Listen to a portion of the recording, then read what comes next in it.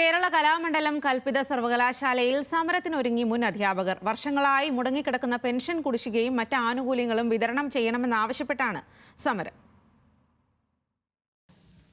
കലാമണ്ഡലം കൽപ്പിത സർവകലാശാലയിൽ 30 വർഷത്തിലധികം ജോലി ചെയ്ത് വിരമിച്ച അധ്യാപകരാണ് സമരത്തിനൊരുങ്ങുന്നത്.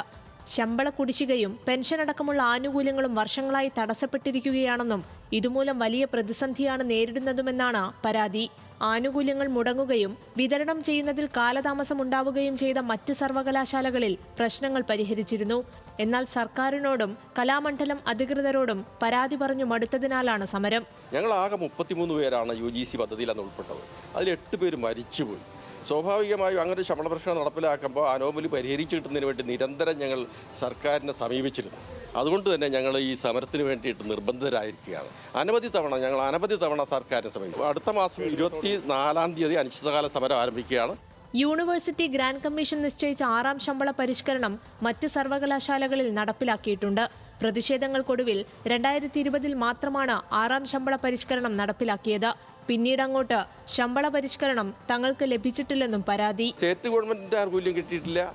ശമ്പള പരിഷ്കരണം 9, 10, 11 ശമ്പള പരിഷ്കരണം കിട്ടിയില്ല. UGC കിട്ടി. രണ്ടും ഇല്ലാത്തൊരവസ്ഥ. ഈ 8,400 16,400 AGP 6,000, AGP 7,000, AGP 8,000, പിന്നെ 37,400 AGP 9,000 ഈ സ്കെയിൽ വന്നു.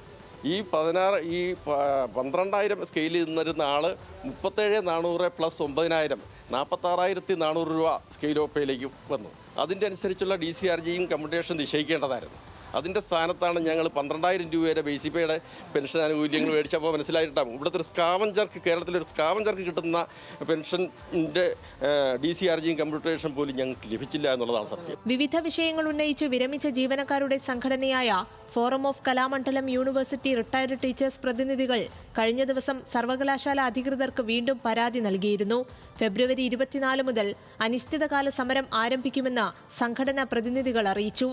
ന്യൂസ് മലയാളം, തൃശൂർ.